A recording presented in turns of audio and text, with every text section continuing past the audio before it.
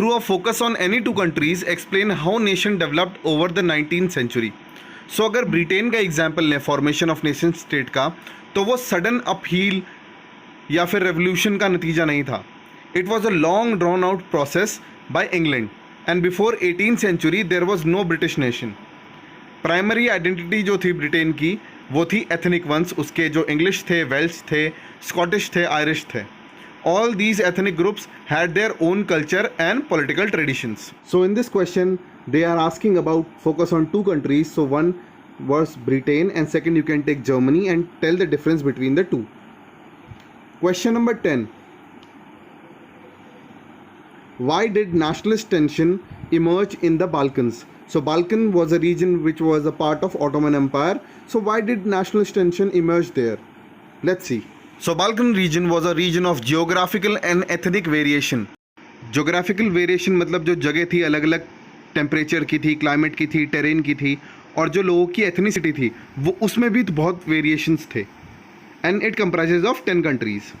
और यहाँ पर जो लोग रहते हैं इन्हें स्लाव्स बोलते हैं. Large part of the Balkan was under Ottoman empire. ये एक एक्सप्लोजिव रीजन था बिकॉज ऑटोमन एम्पायर से अलग होने के बाद ये 10 कंट्रीज़ में डिसइंटीग्रेट हो गया था, और रोमांटिक नेशनलिज्म के आने से वहाँ के लोगों में नेशनलिज्म की भावना बढ़ गई थी, जिससे क्या हुआ वो रीजन बहुत एक्सप्लोजिव हो गया. बिकॉज हर एक रीजन में लोग अपनी टेरिटरी को बढ़ाना चाहते थे. इंटरनल कॉन्फ्लिक्ट्स हो गए थे, एक दूसरे से जलते थे जो स्टेट्स थे, and they wanted to gain more territories. जो बाल्कन रीजन था वो एक सोर्स बन गया था राइवलरी का. राइवलरी मतलब होता है प्रतिद्वंदिता between the big powers like Russia, Germany, England. They wanted to have Balkan region, so their armies, navy fought against several times and it resulted into series of wars. Series of war.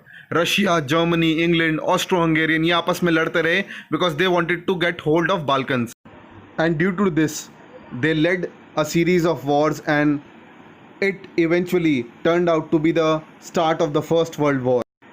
So this is all from this video.